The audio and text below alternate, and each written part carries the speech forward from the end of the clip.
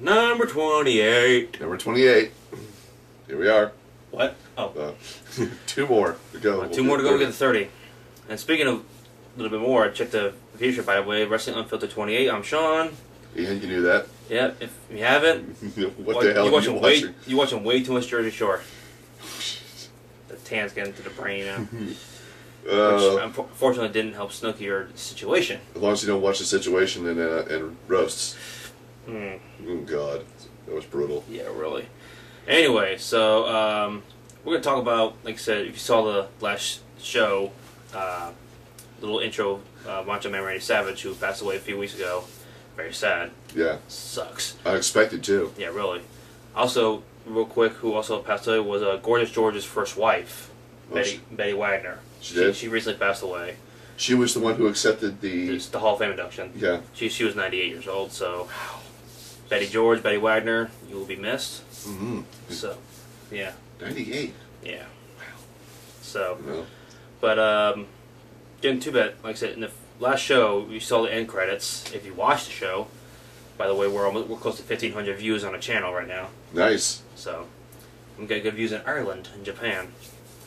But we said, for this show, we're going to do a little tribute to Macho Man, talk about some of the great moments we remember from Macho Man in his career in WWE and WCW, and partially TNA. Partially. So, that being said, let's get done, yeah! If you're going to talk about a great moment, everybody talks about it. We talk about this match. I mean, how many times? Like maybe 50 times in one show, maybe? Yeah, I mean, we've talked about it so much, even when we first started. Steamboat Savage. Yeah, WrestleMania 3. Stole the night. Stole it. Yeah, pretty much. You know, because that was the classic professional wrestling, not sports entertainment. And the thing was, everyone was more focused on, the main thing was revolved around Hogan and Andre. Which it should have. Should have, yeah. But when people saw that match, like, damn. I can imagine the people who were sitting there, they witnessed a great wrestling match. Yeah. You know, pure wrestling. No match. BS, just pure wrestling. Yeah. Some other great matches. Let's go to WrestleMania 4. Savage went through the tournament. Mm-hmm. He went through, what, 4 matches, I believe? 4 matches. Became WWE champion for the first time. First time. And he faced a great wrestler. Ted DiBiase. And Ted DiBiase in the end. Mm-hmm. And he had to face a one-man gang in a tournament match. But the thing I loved about him and Ted DiBiase is they were second generation. No, I think Ted was like third. Oh, third, my fault. Third. Ted was a third generation.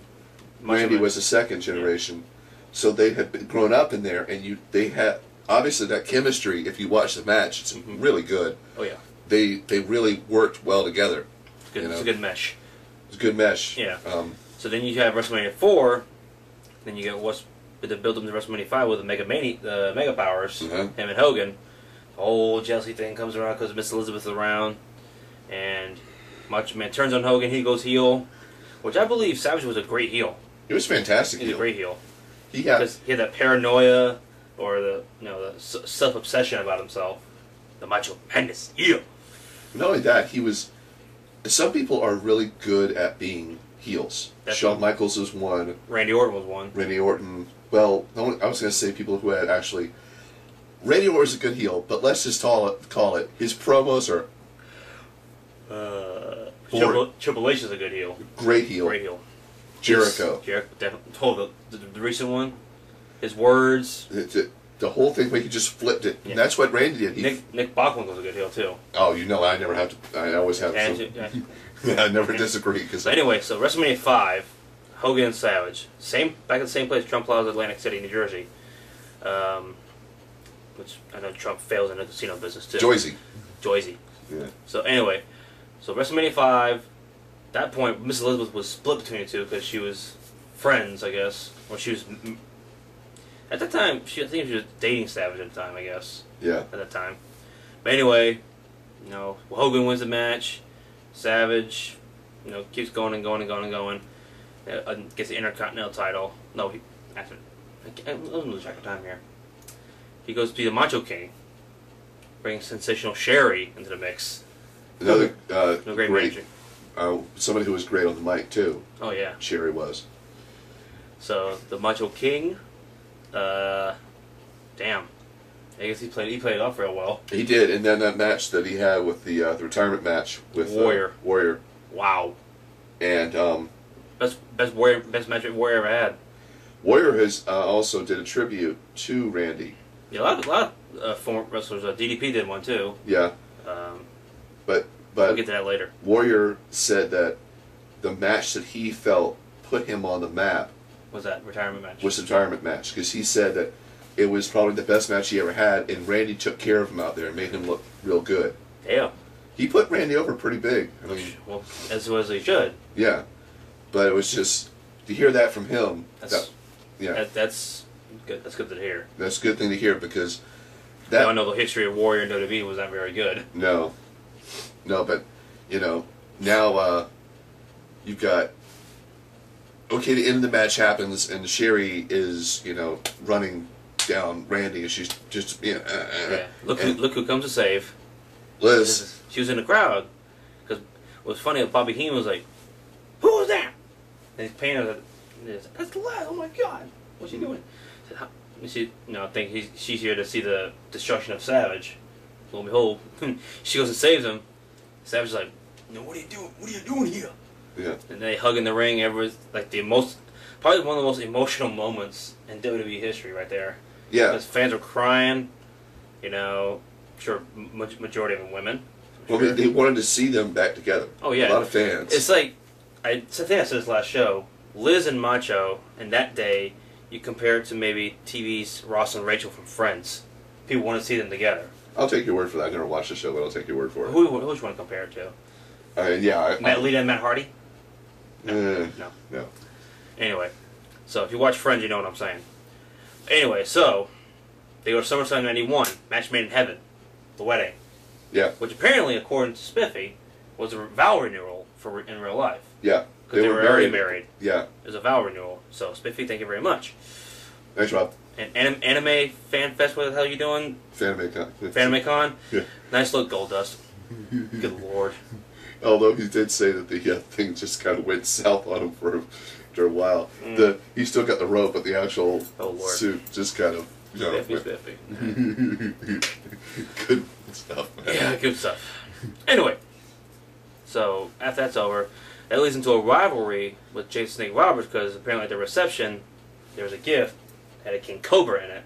Yep. And now that was a really interesting rivalry, man. Jake got dark in that thing. Oh yeah. Brought out a Cobra that actually bit Savage. And just the rivalry. What was going to happen is that Jake had a chair, and I think this was at the end of it, and he was going to smash Randy, but people, if you know, Randy walked behind Elizabeth.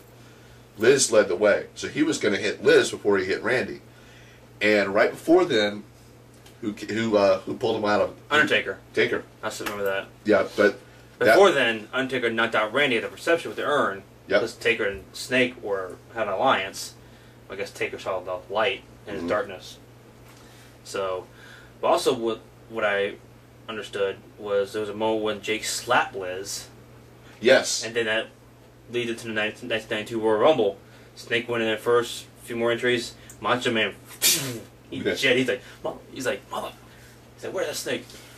Yeah, and that was a really good rivalry. Yeah. Yeah. Because Snake tormented them. I mean, good Lord. That was an ultimate in mind games, you might say. Yeah, if you want to know what psychology is about, that rivalry will teach you. Yeah. Really got in his head.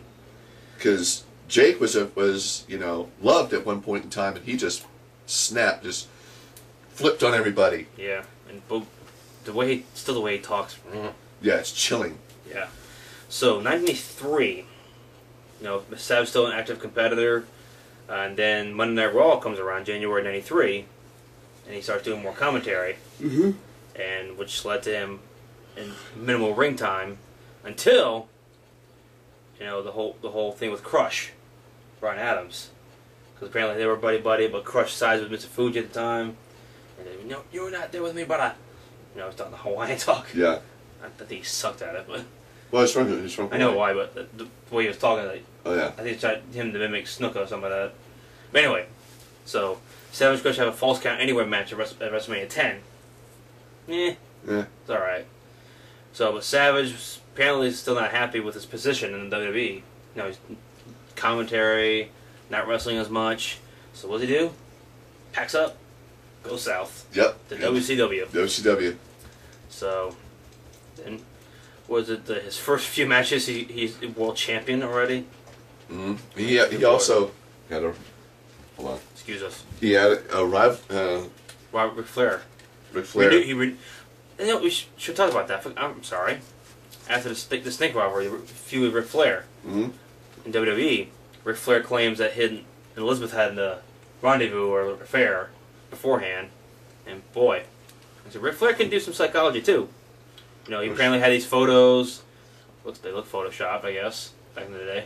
Right before Photoshop was created. Yeah, or even knew what the hell it was.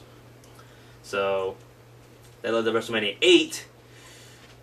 It was alright. The match with the title on the line. Savage won his second title, but I hate to say this. I hasten to say it because I'm glad that Randy got the title. You know, Randy Savage, Randy Poffo was still one of great performers. Mm-hmm. I still say that match should have been. It could have been Hogan versus Flair, and if they had built it right, it was supposed to be Hogan versus Flair. Yeah, but that was the match that a lot of people wanted. But you know, Hogan and Flair were like a perfect fit for WrestleMania when Flair came in. Yeah, but but this is why I hasten to say it.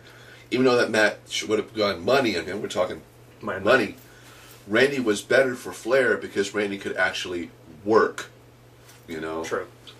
Randy could work on the mat, and Hogan, not so much. Not so much. Yeah.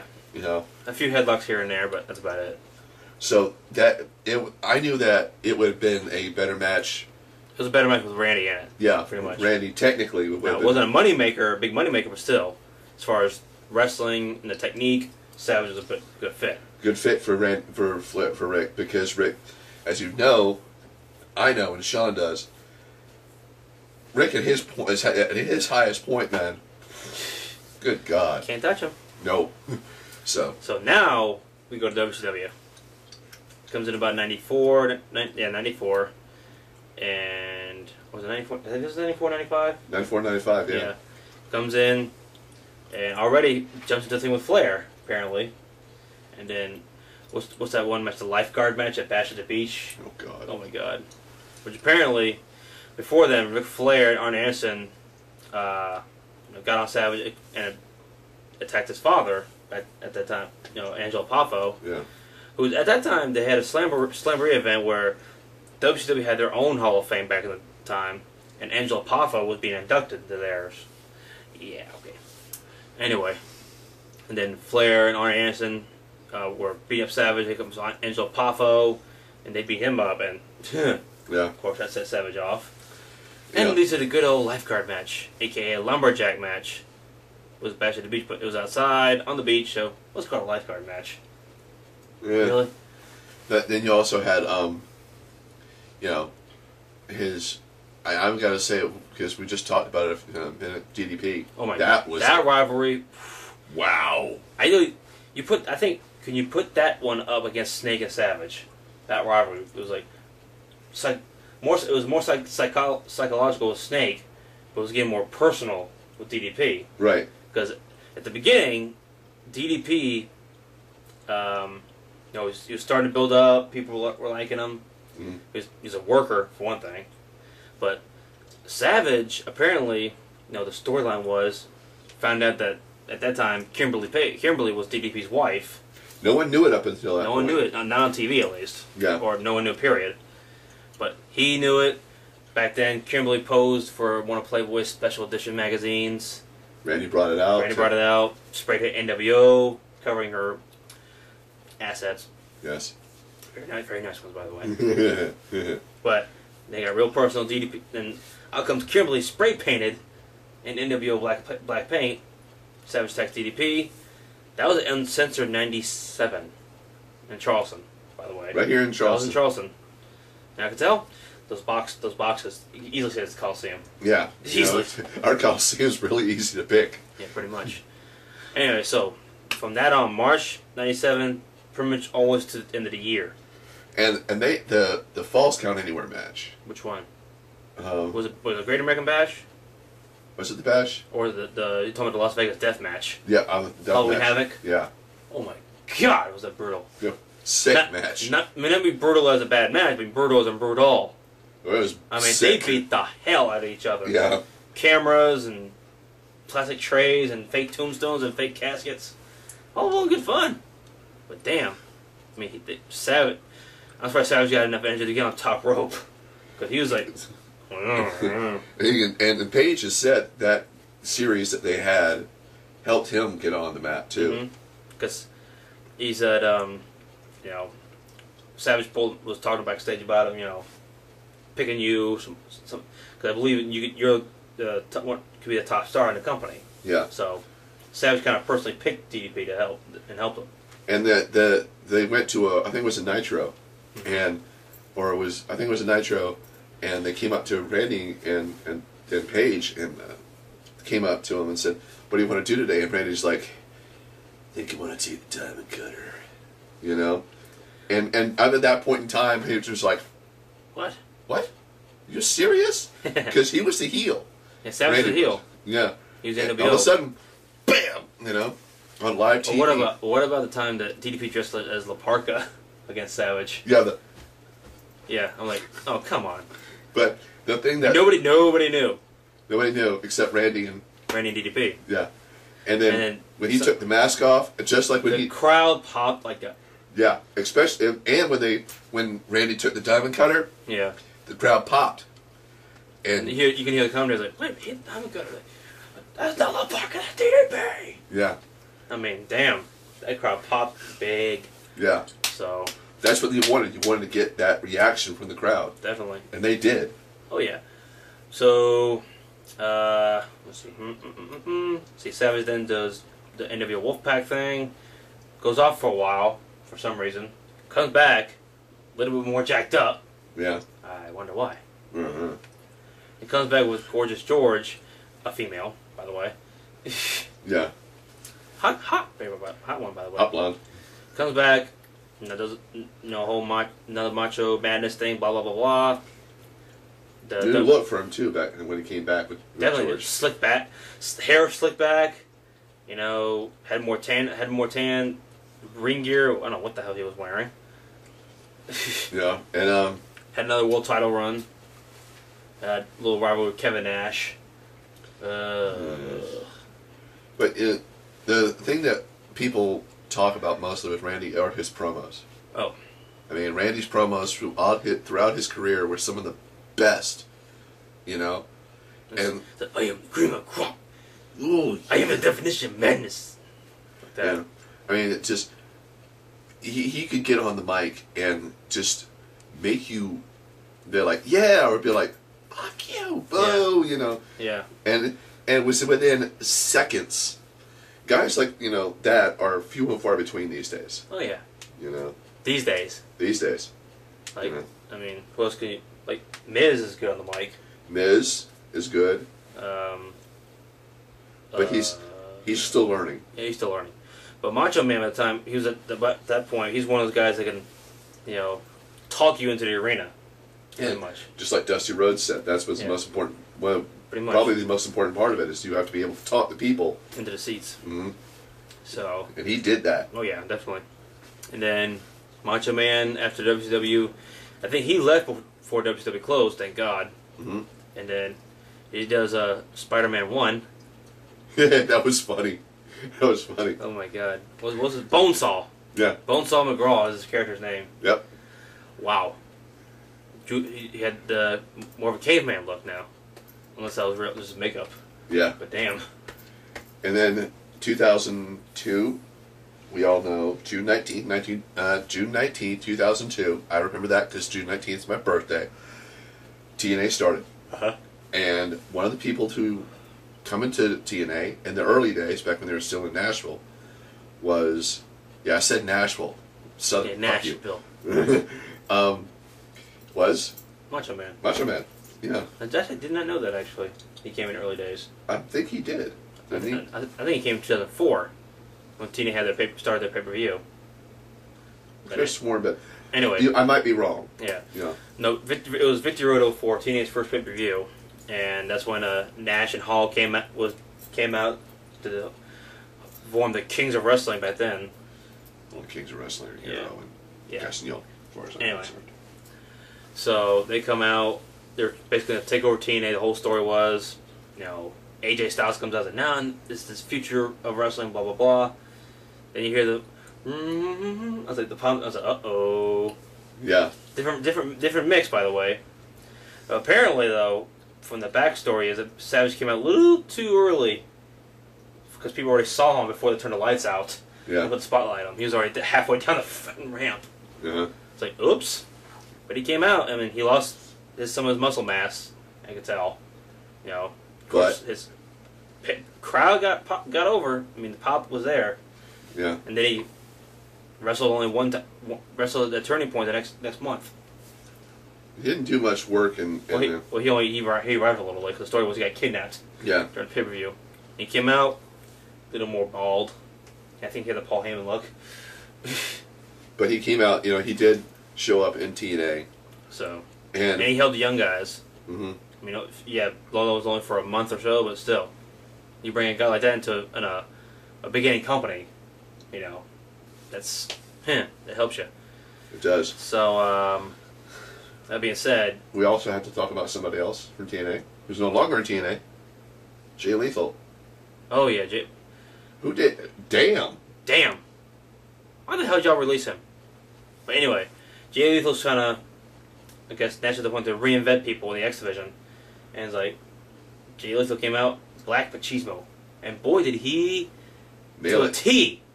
The voice, the promos, the look. Yeah. I mean, he came out with, the jacket and the cowboy hat. Oh my god, that was nice. Yeah, I remember sitting here around this couch and watching with my girlfriend, and we were watching it, and she wasn't really interested because she wasn't a big TNA fan at that point. Mm-hmm. But all of a sudden, the music hit, and she looked up like within that quick. Mm-hmm. Looked up and goes, just the jaw dropped, and she goes, "Holy," Yeah. And then out walked Jay, and she goes, "Geez, look at that!" And I got choked up because he nailed it perfectly from the tape to everything. Yeah, Jay Lethal was good at impersonations as far as wrestlers go. I mean, when he did Ric Flair. I was about to say that when he did Flair was great. So he emulated Savage pretty damn good. Yeah, he helped get him over. Yeah, X Division titles, tag team title. He did the elbow. Yeah, and so it kind of put him on a different level. Different level. Yeah. So that being said, Macho Man Randy Savage, once again, you will be missed. Be missed. Yes, always. So as we leave all that, snap into it, yeah. Mm-hmm. Sorry, had to go there. Slim Jim, man. That was a big thing because the Slim Jim commercials. Yeah. So they've been the perfect guy to market that. But it also kind of put a smile on my face, just like Mick Foley's did with the Shipboard TV. That was great stuff, man. But so that being said, yeah, sorry it wasn't a full tribute, but there's only so many moments we could talk about. Yeah. So, but with that being said, was update. So we don't have to scroll on the bottom. It's not a weekend update like Saturday Night Live. Anyway, but a little more comedic flavor. As we all know, Cena's still champion. Orton's still champion. Okay. But it finally happened. Christian's turned heel. Yeah. Thank you. Hell yeah! About damn time. About damn time. Yeah. This is when I think Christian. This is when he's at his best. A heel. Because like Eddie Gilbert, ooh. Yeah, I see a lot of Eddie Gilbert in him, and that's saying something. Yeah. Like Nick Bockwinkel, like Randy, we were talking about. Some people work best as a heel because their promos are so much better, and as a heel you get a chance to talk a lot of trash, beat people up, and you don't have to apologize for it. Yeah, draw heat from the crowd. And Christian is really good at that. Yeah. But the thing is, when he started a whole peep thing, you know, he was talking like, yeah, as a heel, but he was thinking everybody was loving him. Like, yeah, but so, I liked that. That was funny. And he had a great tag team with Chris Jericho. Oh, definitely. And of course with Edge. Oh, everybody talks about him and Edge. Yeah. You know. So, some people may know that WWE's next pay-per-view, called Capital Punishment, emulating from DC. Isn't capital punishment the death sentence? I don't know. No, they spell capital with an O, like Capitol Hill, I guess. No, for DC, whatever. Mm-hmm. And there's a caricature of Barack Obama in a referee shirt with John Cena and Rey Mysterio. I'm like, yeah, okay. And they've been doing mock press conferences. Well, they're taking some of Barack Obama's actual press conferences or something like that, and kind of like a Saturday Night Live thing. Mm-hmm. It's a sketch. Yeah. You know, so they dub certain spots in the conference with people, I guess, who work for WWE or actors or whatever. You know, it's like I wonder what would happen if Barack Obama was at a press conference promoting that capital punishment. Please. Well, you know, it's getting over for them. Yeah. With the kids, at least. Yeah, pretty much. What else is happening? Let's see. Karma has left the company because she's pregnant. Well, she's not. Well, yeah.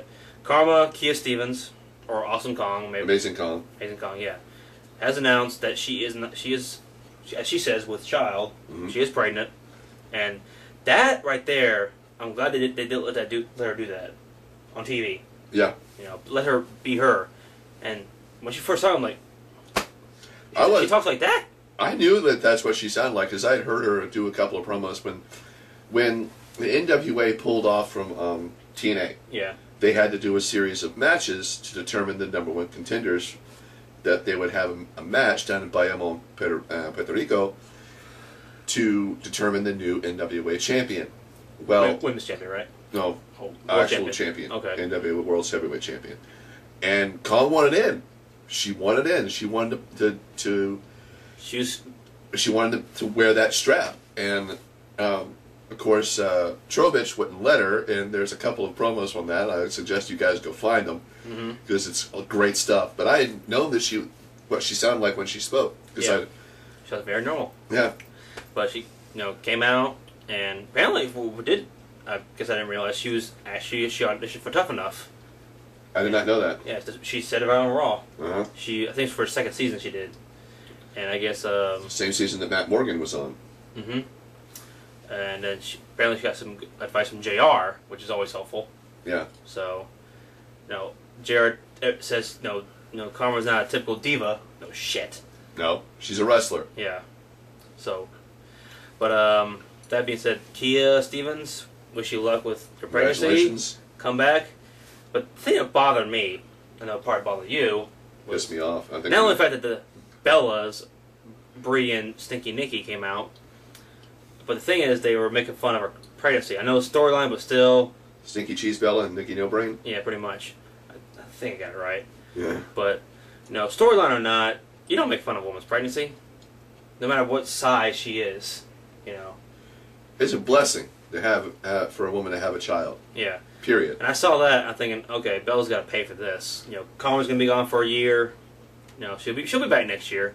And she said one of her other dreams is hoping that the Bellas are still around when she comes back. God, I hope they are. Squash! We don't mean that vegetable. Yeah. But the thing is, when I saw that, I thought of if I was the general manager of Raw, what would happen? I get the Bellas come out and say they do a little promo, talk more trash about Karma, blah blah blah. And I come out and say, Bellas, you must be real proud of yourself. You skinny little toothpicks come out and make fun of a bigger woman. You know what? You make fun of the fact that she's going to be a mother. What the hell do you two know about motherhood? Well, let me tell you something. You may not know about it, but let me bring out somebody who does know some little thing or two about motherhood. I bring out Stephanie McMahon. Come on now. Mother of 3. She's a McMahon. And she still looks good, by the way. Yeah. But she's a McMahon. She's a McMahon. Yeah. And she berates the Bellas, blah, blah, blah. You know that McMahon temper. She'll slap the out of them. But another thing I can also make the Bellas, at least Stinky Cheese Brie, fight Beth Phoenix. Since Karma's gone, let's bring in the next big woman. Well, I remember we were talking about this on Facebook. Yeah. And I said Trish. Too. Here's my reason. Not because I would want to give Trish the title, but do you remember that Bret Hart did hold the U.S. title for like what? A week. A week? Yeah. It's the nostalgia factor. People want to see people from the past. People from the past. Trish has shown that she can still go. Oh yeah, definitely. She's in fantastic shape. Definitely. And I'll bet you one thing, that chick kick, they'll knock him out. Yeah. Can you imagine if they brought it? If they brought in Hamada, she does that kick. Oh god, those bitches be dead. Oh shit. Those bitches would be dead. That kick she put on Taylor Wilde and she put him on the Bellas. Good night. I remember she kicked. I told about this. I said. How many times have we mentioned this? I remember she kicked Taylor Wilde so hard. I was certain to say that bitch is dead. She'd have killed that bitch.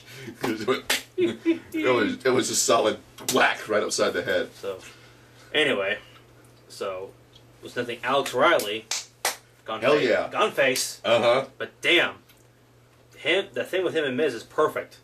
I mean, the whole thing with so many storylines with mentor and student, blah blah blah. But this one. It's a good mesh. It's a good mesh. Because Miz blames Riley for not being a champion, blah, blah, blah. Fires him from his personal services contract.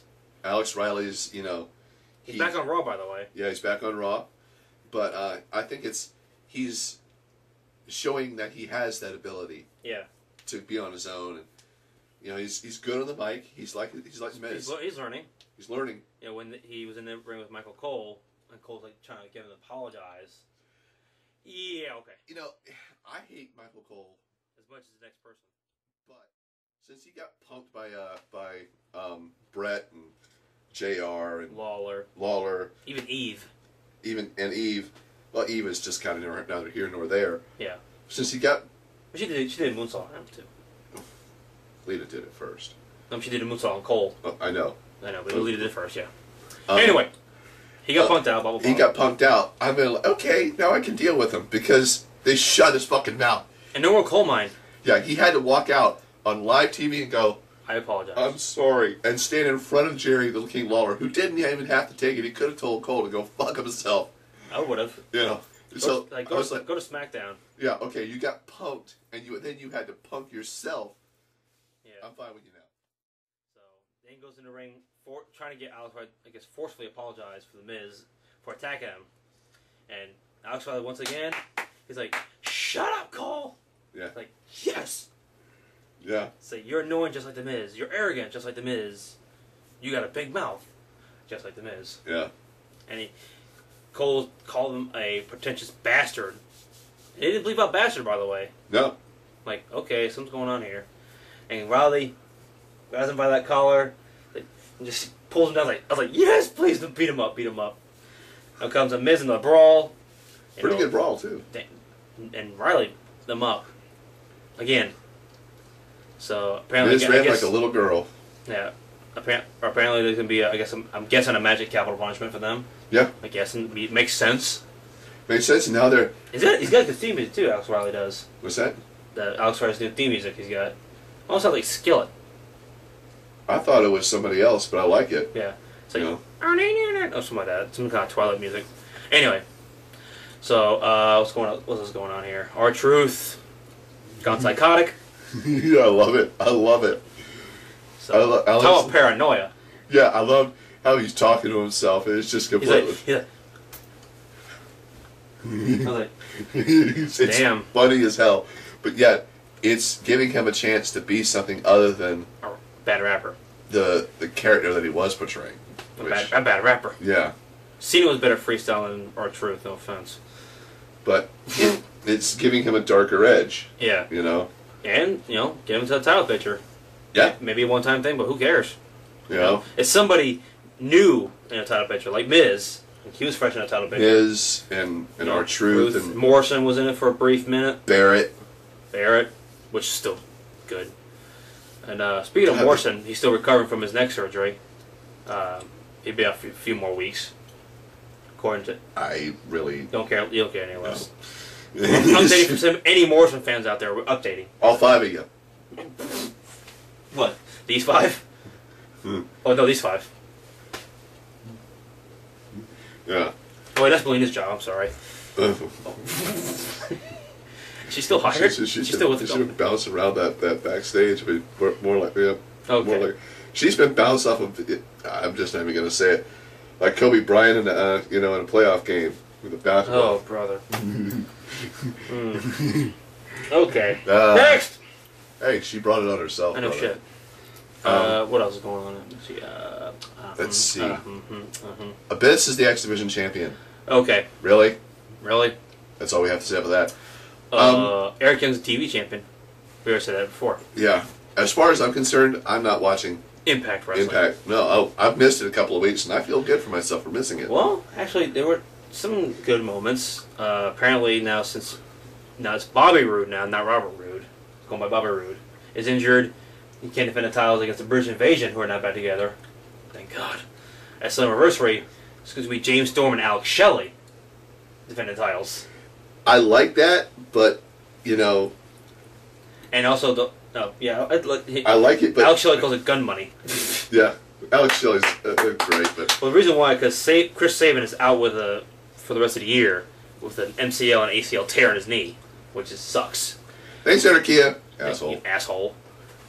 You learned a lot from Hernandez, how to botch a move and almost end somebody's career. Yeah, Chris Sabin, one of the best I've ever seen. Yeah. We saw him live. So the Guns and Beer Money live. Now I'm talking about the first time we. First time, yeah. Saban's a cool dude. Yeah, straight up cool dude. So is Alex. Yeah, but and Velvet's guy, keep him warm, please.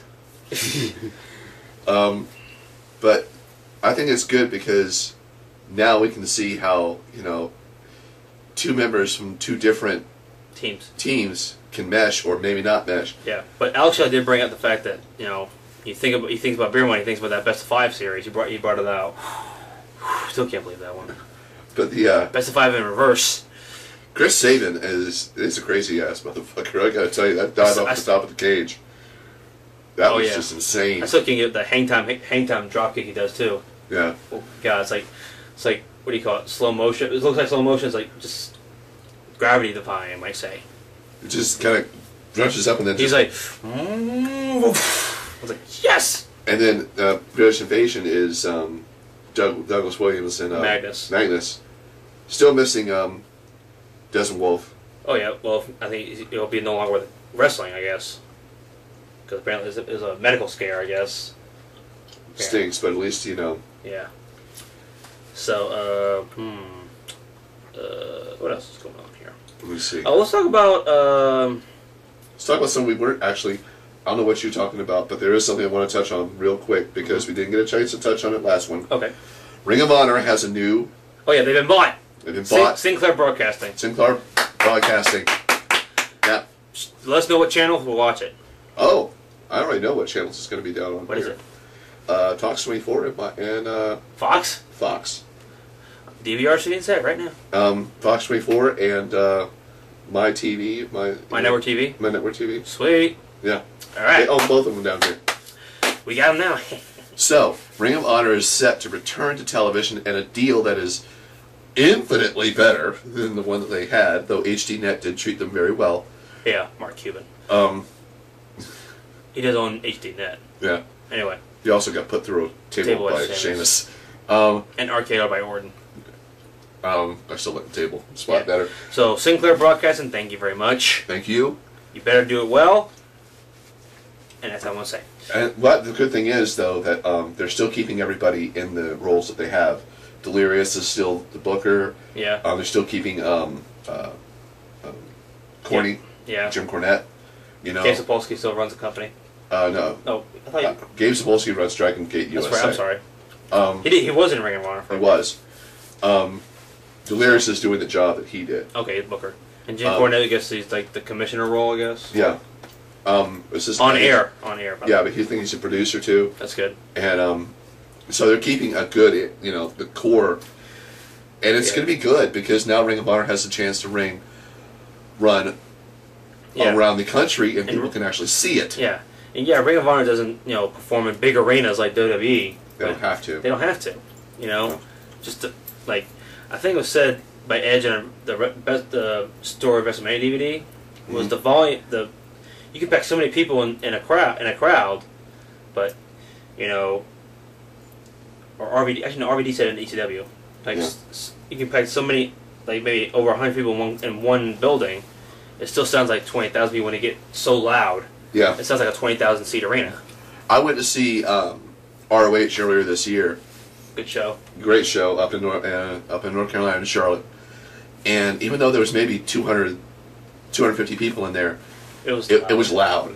Especially when things started to get going, everybody was actually cheering and everything. It was pretty good. People smacking the guardrail. Oh gosh, that's insane, man. Just ROH.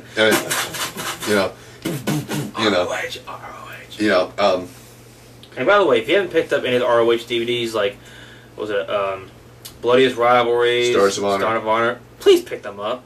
Really?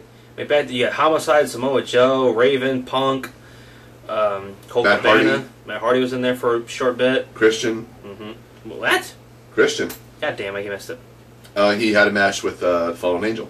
Christian Daniels. Oh, I'm gonna check that out. As well as Bryan Danielson. Brian Danielson. Bryan Danielson, the Spanky. Oh gosh. Shit.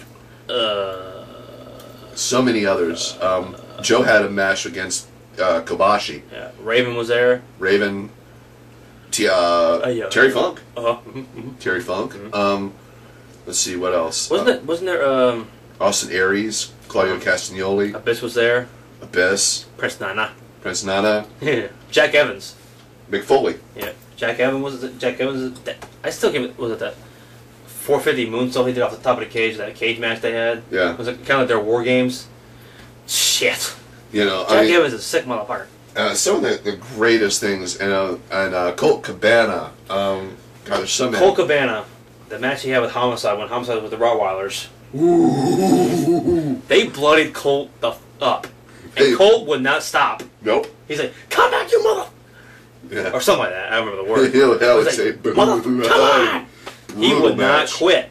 Nope. Brutal. Wouldn't quit. It was a brutal match, but it was also really good. Yeah. And then so we look forward to watching ROH on TV. And hopefully we'll be able to go see them next month. Hopefully. Yeah.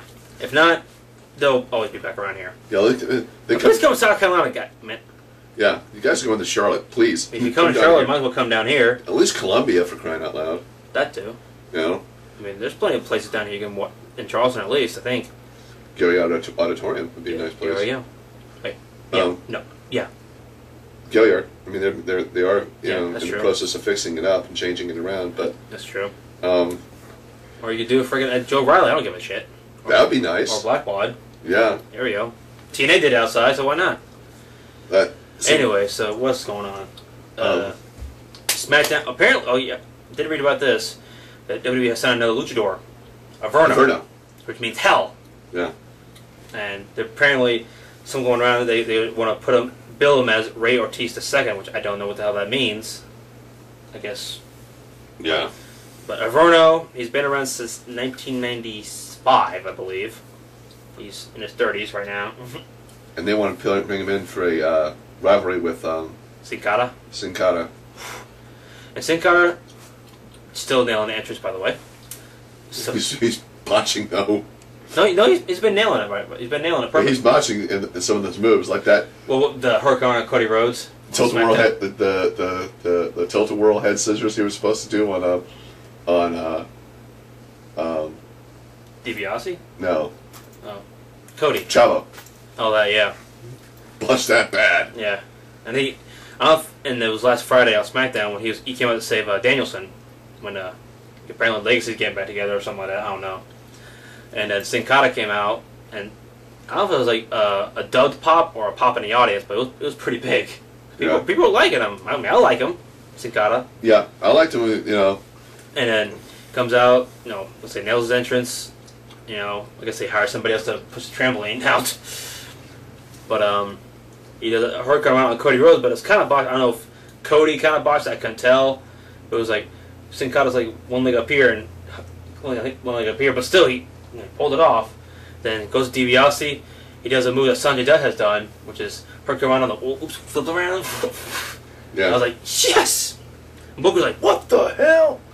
Yeah, that's a move I've seen Dragon Kid do, and I've I've seen it. People do it right. And I've seen people go with it too. When it's done right, it's amazing. Yeah. So let's see here. Oh yeah, best of Monday Night Nitro is coming on DVD this Tuesday.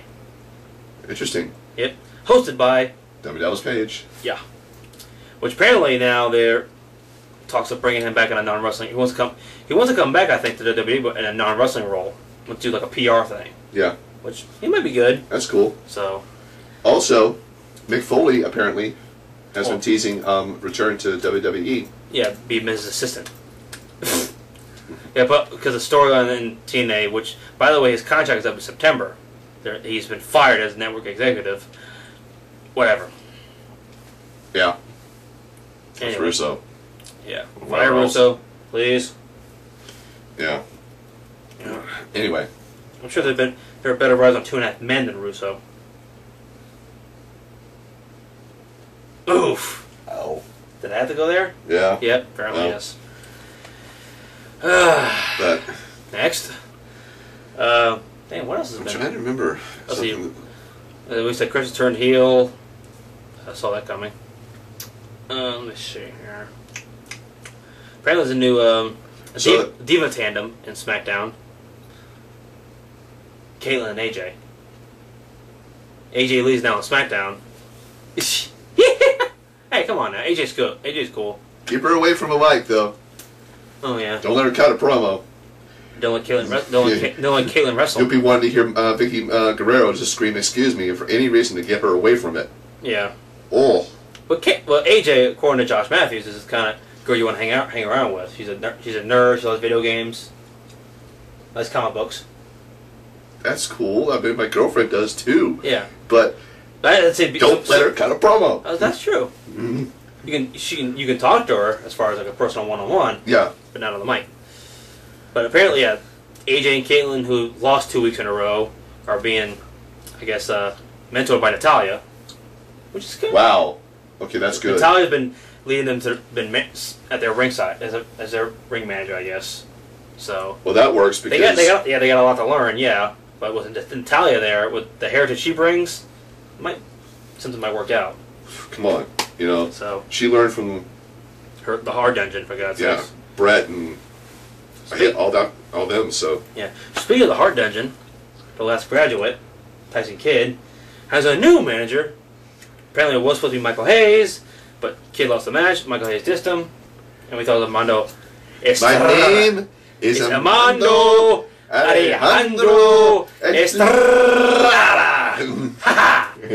But no, he's gone. He's no longer his manager. Apparently now it's Matt Striker. Matt Striker management. God, man, I like Armando. Yeah. I never saw a picture of him leading during or a video of it, so because Tyson Kidd's been stuck on Superstars, that's probably why. Shit. He pissed off. Yeah. And also on SmackDown, Kali has gone back to being heel. With Jinder Mahal. Who the hell is that dude? I don't know. That's a big dude. He's a big dude. Saw him. He had a debut match against Yoshitatsu. Nice pick. Was it a match? It was a squash. Yeah, but Jinder Mahal, man, goddamn. He had more veins. He had veins coming out of him like Batista. Although Jinder Mahal's a better wrestler, probably. I can't. It's just, yeah. So, but damn. Jinder Mahal, apparently he's in SCW, of course. But damn, he's a big dude. He's got Gali to turn heel. Thank God. Yeah. If it hopefully it works. I don't know. They did a lot of damage to his character over the past few years. Punjabi Playboy. Yeah. Oh my God, that was stupid. Funny, stupid. Let's see what else. We already talked about Slammiversary in the last show. Also, they nixed the idea of an AMW reunion. Yeah, apparently when Chris Harris wrestled at Sacrifice, wasn't in the best of shape according to TNA.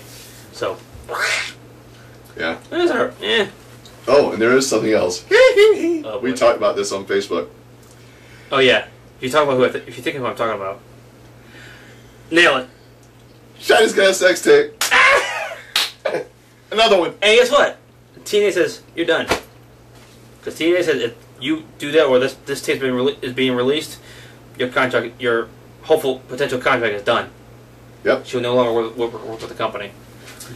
China, you blew it. It wasn't that hard of a thing to do, you Yeah. know? I mean, Guess she was kind of stiff. She thought real long about it, you know? But TNA really rammed it to her. Oh! We're here all week. Yeah. Please. And for the next few years, probably. But, Oh my yeah, God. just really, Joni. I mean, And then you had TNA, gave her the ride of her life. we can stop with this, are we? Here Nope. we go. You want to bring up any more? No, I know who we're gonna start picking on now. Her. Yeah, Cole, we're done with. It's Yeah. over. You know. Hey, at least the sex tape doesn't have Sean Waltman in it. Oh, I've heard that was pretty brutal. I've never seen it. I don't. Why would you want to? I don't want to. Yeah. Anyway, China, good move. So, hope that works well for you. Oh, let me check here. But it's just that here she had her reps say, "Well, no, she's not doing that. We Well, don't believe in that. No, Lo and behold, she is. pics came out. Yeah, thanks to Vivid. Now Vivid is one of the most, probably the One of the top yeah. porn producers. They are the top ones, and Yeah, sorry we mentioned porn on a wrestling show. please. Come on, we mentioned worse. And it's just, if they say it, if they have the screenshots, Then it's real. yeah, So- come on. I mean, the rep can deny all she wants, or whoever her rep is. Yeah. So, China, you had your chance, but yep. Blew it. I'm not gonna go. You do it. I'm not gonna go there anymore. Yeah. Anyway. At least she doesn't, when she was in the ring, she didn't suck that bad. Oh good lord. I guess she was I guess She didn't go nuts in the ring. It wasn't an open offer for her. I mean, wide open. Anyway. Anyway. Oh God. Excuse me a second. Okay. Yeah, that was bad.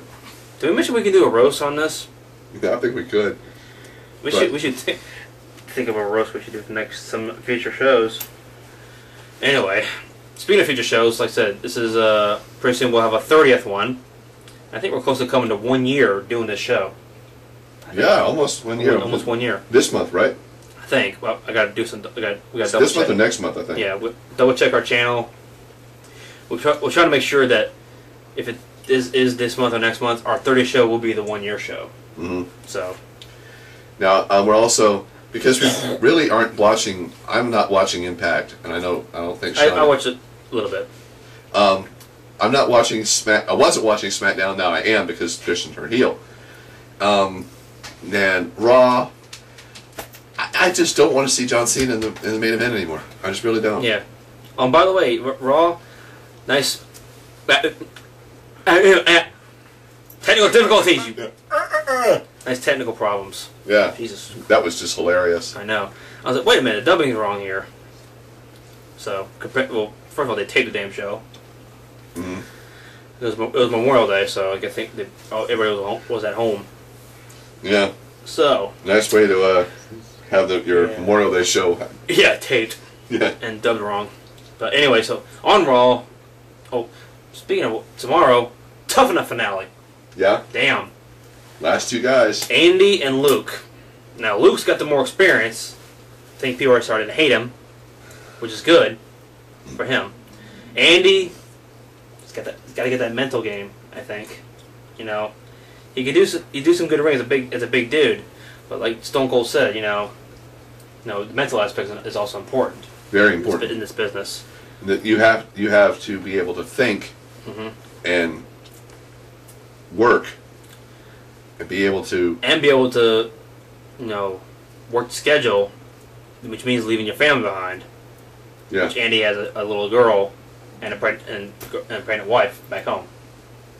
Triple H, Hunter touched on that to a big degree on the very first Tough Enough. Yeah, and I'll tell you right now, you find my channel, the Seanson82 channel on YouTube. You check the favorites link. I have it on there. Triple H, you want to see what I mean to business? Watch that video. Triple H puts it to. It was a Tough Enough season 1. Was on there. So.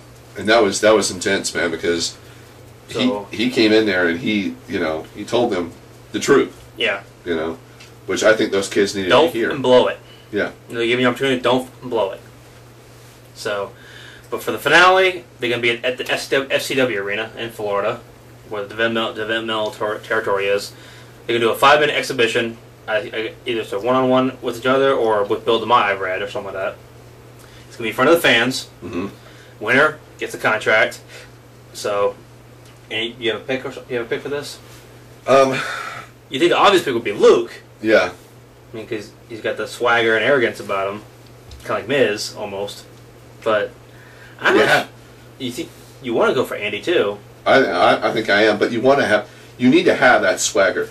Rock had it. Stone Cold had it. Triple H did. Mm-hmm. Rock had it in spades, man. Oh, definitely. You know, a guy like Flair has always had it. Dusty Rhodes had it. Still to this day, I think that Dusty has it. Yeah. You know. So I don't think I would go for Luke in this one. But you need to have that ability to walk and carry yourself like that. Yeah. Miz, he's grown exponentially. Definitely. And he was on the recent episode. They're doing a photo shoot. Yeah. He even told them that WWE is not just about being in the ring. It's about doing PR and appearances, photo shoots, all this stuff. You got to keep up with that schedule. Stone Cold took him to a children's hospital, as what they do as far as Make-A-Wish goes, or visit children's hospital. So, you know. Talk whatever you want about John Cena, but the man he's the top great wish granter for Make-A-Wish. Wish granter, yeah. I mean, the guy does a lot for Make-A-Wish, and I think that's awesome. Yeah. You know. And apparently, I read Sin Cara did his first wish for Make-A-Wish too. Really? Yeah. That's awesome. One kid wanted to see Sin Cara. But no one has done more yeah. than John. So, with that being said, I'm going to go for Luke on Tough Enough. Andy. Okay. We'll see. We'll see. And by the way, good job, guys. Booker T, Trish, Stone Cold, and Bill DeMott. Good job. Good job. I was just waiting for number 2. Yeah. So, and Jeremiah, nice luck. Fix your teeth. But hopefully, you know, we can see, you know, some of the other contestants, other kids come back, yeah. you know, and get a chance. Definitely. Just as long as it's not that one chick who said her favorite match is Melina versus. Oh Lord. Yeah. What was it? Alicia Fox. Yeah. Are you kidding me? And that big boy Eric, who's showed up out of shape, which you don't do, as we said so many damn times. Yeah. Do not show it to a special show Tough Enough. You got Stone Cold and Bill DeMott. Bill DeMott's a good guy. He's a nice guy. Like we said it so many times. I think he's also coming back for OSCW. Who was the guy? Not Tumbleweed, but Skid Marks. Skid Marks. I thought he had a lot of potential too. Yeah, I thought he went through like 3 elimination processes and came back twice. And he had already worked in the Indies. Yeah. You know? As well as Luke and I believe Matt Cross. Matt Cross M-Dog 20. Everybody knows who he's in the independent scene. But I thought he was going to make it far, but that personality, he didn't have it. You need that too. You know? I mean, you think he would know that, being in the business almost 10 years. Well, you know, Indies... Indies is not big on personality. Well, it is, but then again, you don't really... You can be kind of vanilla. I hate to say this. Because you don't have TV cameras on you. Right. You just use the audience. You have the audience, you don't really need to be like that all the time. Yeah. But when the WWE, when you have guys like, again, we have to go back and list them, and I'm not even going to, you know who they are. Yeah. The personalities, you know, let's talk about Miz, because he had barely any when he showed up. No, he had one, it was just stupid. Yeah.